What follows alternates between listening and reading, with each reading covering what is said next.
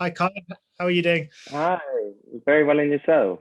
Yeah, I'm really good. I mean, obviously, I'm sure you've heard this many times over the last couple of years, but Moffie is a fantastic film. I think it's just, yeah, I sort of had to, there's a couple of times I had to pause it. That's the one benefit of watching it at home. I paused it so I could just sit there just for a moment and just take it all in. I'm so glad to hear that. Thank you so much. I'm gonna start. I mean, as a kind of as a leading role in a movie like this, usually you would expect this kind of like wealth of dialogue, but actually in this instance, there's not a huge amount necessarily. Not necessarily to say, but the film is so much of this is in the subtext, so much is internalized. It must be such a great character for an actor to sort of take on when you know there's so much kind of going on internally, because I guess that's where it gives you the most amount to kind of think about. Yeah, I mean it's very interesting, right? I think I have like 9 or 12 lines in the whole film, but I always find that the kind of important stuff is said between the lines or without dialogue, and so it's a real privilege to kind of have an opportunity to explore silence. No, I agree. And what was the auditioning process like for this? Because I mean, obviously, this was your first kind of major role, and it's, you know, as a kind of as a leading role, I always envisaged there being this kind of like widespread, kind of nationwide search for the part type thing. But how was it? How was it for you? That's exactly what happened. I got seen for the first kind of round of auditions as kind of qualified actors who had agents, and then I got seen for 3 different roles, 2 different roles, and it was a year-and-a-half process of kind of going to chemistry reads, coming in and out, and they did a nationwide search, and then I think eventually I was doing The Curious Incident of the Dog in the Nighttime on stage, and the producer and the director came to see that, and after that I got the role of Nicholas, which was quite interesting because Christopher Boone in The Curious Incident of the Dog in the Nighttime has a lot to say, and Nicholas has very little to say. Yeah, I didn't know you played that on stage. That was one of my favorite books when I read that a few years ago. So, Isn't it a fantastic novel? Yeah, absolutely fantastic novel. look, I've been on set before on a movie called I Am Soldier, where it was set in a kind of an army training kind of facility, and I remember it really struck me because all of the extras and all of the actors were kind of being put, their characters were being put through the paces. They had to do loads of press ups, loads of whatever. But every time the director shouted cut, they actually had to keep doing it over and over again. So even though obviously the character is going through this kind of rigorous kind of training regime, I guess you kind of by proxy had to do that just because you had to do multiple takes and you were constantly on your feet, running around and stuff. It must have been exhausting. You know, I think for me, it was kind of a privilege to be able to immerse myself so fully in kind of the reality. And yes, a lot of the time it was very physical. But I think that, you know, for me, the physicality was one thing. It was kind of the thing that I struggled with the most was the languaging, the indoctrination, the homophobia, the racism, and the verbal abuse that the soldiers suffered every day. That kind of sunk into my bones more than the physical kind of attributes of the film. Yeah, because I mean that's the thing. When you're watching a movie, when I'm watching a film as an audience member, I know that this isn't real. I know I know, but those words, certain words, still sting. There are some words that have so much historical kind of aspects to it, and then full of so much hate that hearing those words over and over again, did you almost have to train yourself to become immune to them, just to hear that kind of hate language sort of every day? You know, I would love to say that, you know, in a contemporary society we don't hear this kind of language anymore, but we do. But obviously, as a young South African who's nearly born free, we try to move, or at least I don't move in circles in which this is kind of normal. And so Oliver and myself, I had to keep reminding myself I'm in 1981, not 2019. And that was kind of the important thing for me as I'm into the characters. Oliver always describes it as it was a time where fear was more and information was less. And that was kind of my key in. So there was a sense of numbing it down, yeah, numbing myself to it. You mentioned 1981. I was thinking because I interviewed a German actor recently about a Second World War movie, and he was kind of talking about it from a German perspective and thinking about history, but talking about his grandparents or speaking about his great grandparents and how they sort of went through it. But 1981 is such recent history, even though you weren't around to experience it. Does it feel quite close to your generation in South Africa? Because I guess your own parents would have lived through that time. My father served in the army at a similar time to my character, and so, but it's a time period within white society where I think there is quite a lot of shame, and so people don't really speak about it. And my father had never spoken to me about the army prior to getting the film. And it was really important for me to kind of interrogate that heritage and kind of, for lack of a better term, kind of the demons that we carry with us and kind of what we're trying to resolve. South Africa, kind of our project at the moment is to try and be a post-racial society when, apartheid was exactly the opposite, where we profile everyone according to our race. So it's important as young South Africans to interrogate that time from, and for me personally, to interrogate that time from such a close proximity to someone like my father. Yeah, we're just out of interest. Is it taught much in schools and stuff, the apartheid? Is it something? Yeah. We have a problem in Britain where, because obviously Britain, like so many countries, also has many shameful parts of its history, and we seem to not. We have a bit of a problem of not teaching it, almost like not confronting it. I just wondered how it is with education in South Africa. No, it's absolutely a part of our kind of education from a very fundamental young age. We learn about it because we're trying to move away from it. But it was the first time for me, obviously the perspective when we're looking at apartheid, people of color suffered far more than people of the white minority who kind of benefited from the apartheid regime. But it was the first time I'd interrogated the time from a perspective of apartheid being damaging towards white people as well, and the conscription and the indoctrination and kind of the mechanisms of apartheid in oppressing a civilization and a population and segregating people. Yeah, and despite kind of all the kind of education you might have had and the books you might have read, was this about as good a piece of education you could have ever have had in terms of understanding that period and what people went through and kind of what went through people's minds? Because as an actor, I guess when you've got to embody someone, you've got to place yourself in that period. Did you find that immersion gave you actually a better understanding than any textbook kind of ever has? Absolutely. And that's what I've always loved about storytelling, is it kind of has this way to cut through the bullshit and really get to the nub of the issue. And I think, I had quite a lot of judgment in terms of kind of the white population and apartheid. And so, I would think, why weren't you a conscientious objector? Or why didn't you stand up to it? And for the first time, this immersive process and kind of the fear that this apartheid regime created really gave me a new insight and kind of understanding of the time, and kind of dissolved my judgment and led towards more of kind of empathy. Yeah, because it really shows how young some of these boys were, so how impressionable some of them were too. Yeah, well, I mean, it's so interesting, right? Because they're 16 to 18 years old, and these men are sent away, and at a very vulnerable age, they are turned into weapons. Yeah, I mean, well, you mentioned the immersive side to it. Another sort of immersive thing about this film was the kind of visceral. I could almost smell that kind of the dorm, I suppose you guys were kind of in. I could almost feel the kind of sweat and the heat kind of, and I just wondered if it was quite like that. No, that's not me asking if it smelt on set, but if it had the feel of something quite kind of, I don't know, like a really hot sort of, I don't know, kind of claustrophobic kind of environment. Did it feel like that at times?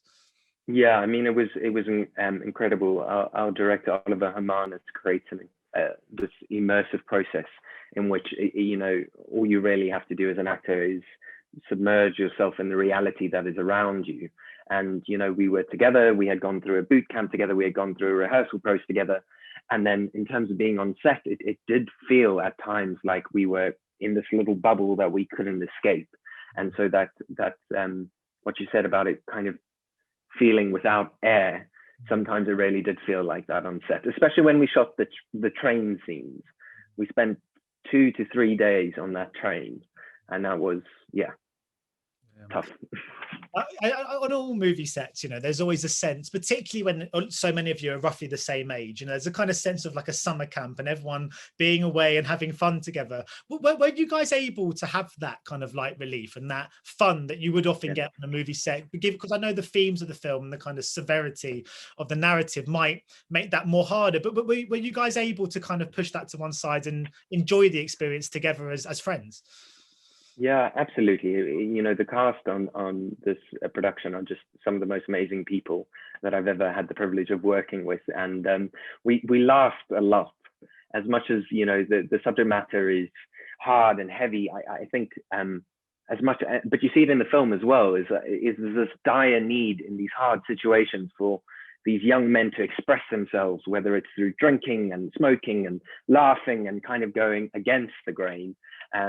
But yeah, we had a lot of fun at the same time. You know, all of the people, all of the cast love what they do. And I think it really shows in the fact that Oliver said, you know, by the time we cut the film, we didn't have a single bleeper roll, you know, not a single bleeper take. Kind of everyone was so in the film that we kind of, whatever happened, we went with it. So it's a privilege to work with people like that. And I'm assuming a privilege to work with Oliver, because he sounds like he was a fantastic director and the perfect person to tell this story too. Yeah, he's really is a gem. He's detailed and he has such a high artistic integrity. Yeah, privileged to work with someone like him. So how's the film been received in South Africa? Because I know obviously it's done. I've sort of been paying attention to it on the festival circuit around Europe and stuff. I wondered how it went down on home soil. Yeah, you know, I mean, we're always kind of a little bit worried about telling a story like this because you know, you kind of fear for the worst about homophobic reactions, and we did have that, but by and large, it's really been embraced. And we've had an outpouring of kind of love towards the film, which has been really lovely.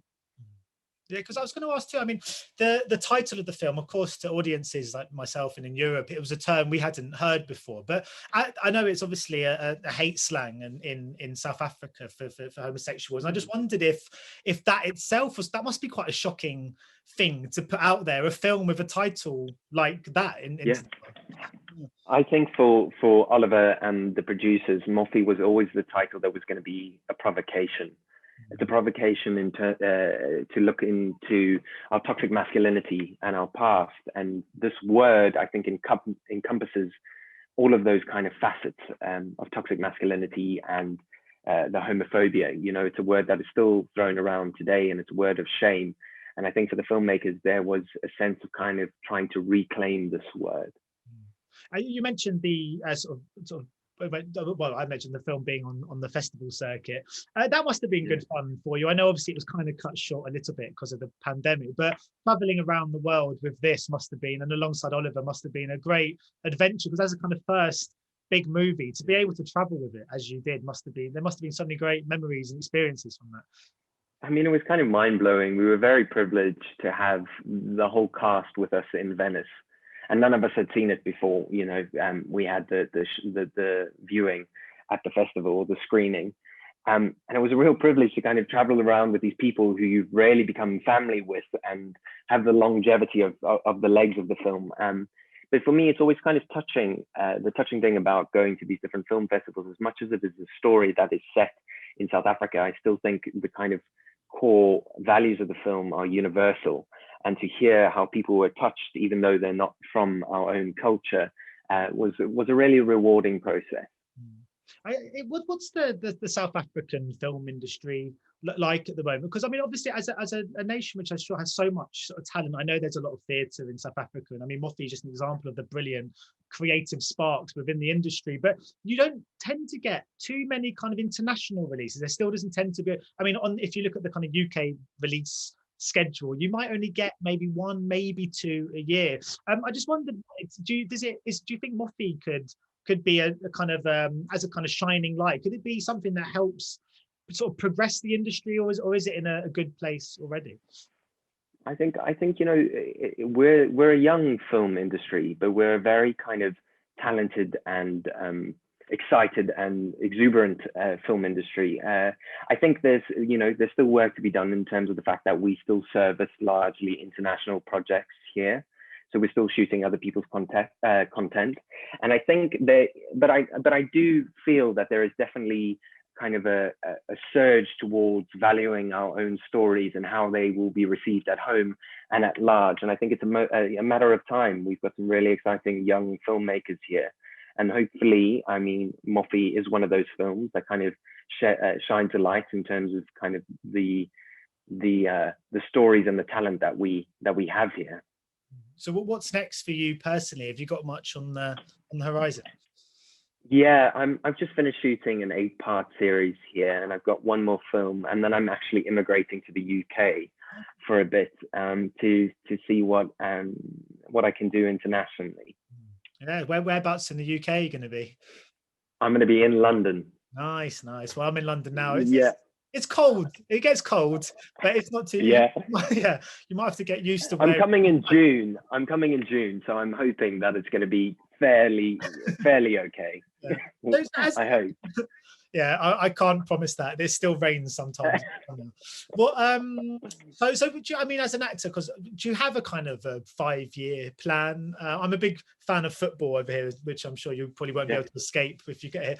And every time a manager comes in, there's always this kind of like 5-year plan. I just wondered if it's, do you think like that far ahead, or is it something that you just have to treat kind of project by project and see where it takes you?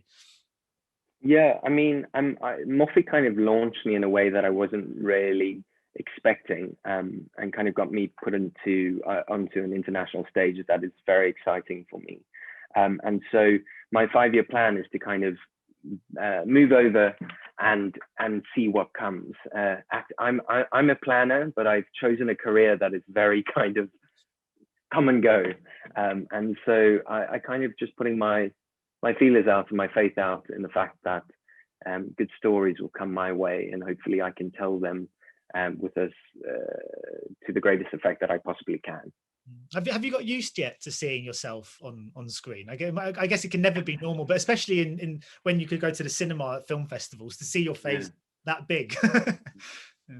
You know, it's interesting because for most of the time I hate watching myself, but for me, when I watched the film for the first time, I didn't really feel like I was watching myself. I was kind of just really in admiration of Oliver's film making talent.